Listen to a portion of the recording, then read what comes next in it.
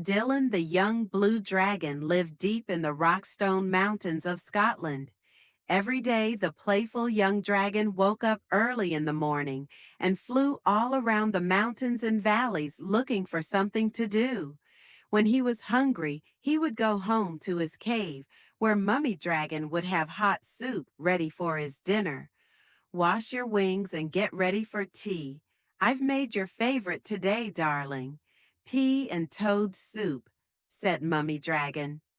Dylan sighed. Thank you, Mum, he said sadly.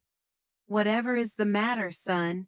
Every day you come back home happily for your tea, but today you look so sad, inquired Mummy Dragon.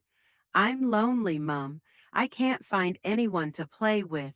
In all the lakes, mountains, and valleys in Rockstone, there isn't a single dragon for me to play with, he grumbled. Well, how about this for an idea? Why don't you fly down to the village playground and see if the children there want to play with you? Dylan woke up bright and early the next day. He was very excited that he would soon have friends to play with every day.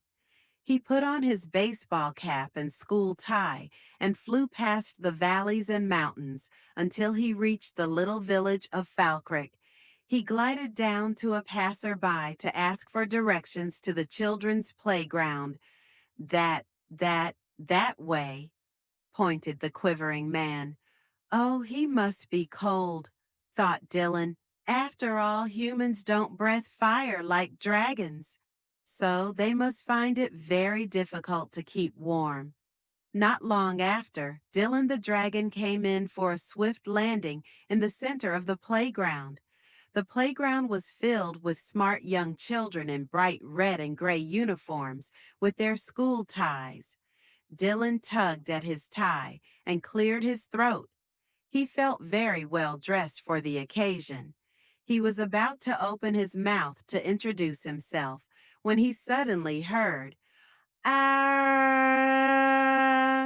Run! It's a dragon. He's gonna burn us alive!" yelled one of the young boys. All the children ran frantically towards the exits and disappeared in no time. Dylan sighed sadly. All he wanted was some friends to play with, but clearly humans were very scared of dragons. He flew home with his head hung low to see what Mummy Dragon had made for tea. The next day, Dylan decided to try and make friends with the children in the playground again. He tucked his white handkerchief in his left gill and scooped up a large branch lying on the floor. He made it into a white surrender flag. He crossed his claws and hoped the children would give him another chance. Down he flew again into the center of the playground, with his white surrender flag clenched in his jaw. "I just want to play and be friends," he said softly. "But how will you play with us?" shouted one of the girls. "You're too big for our swings and slides. You won't fit in our roundabout."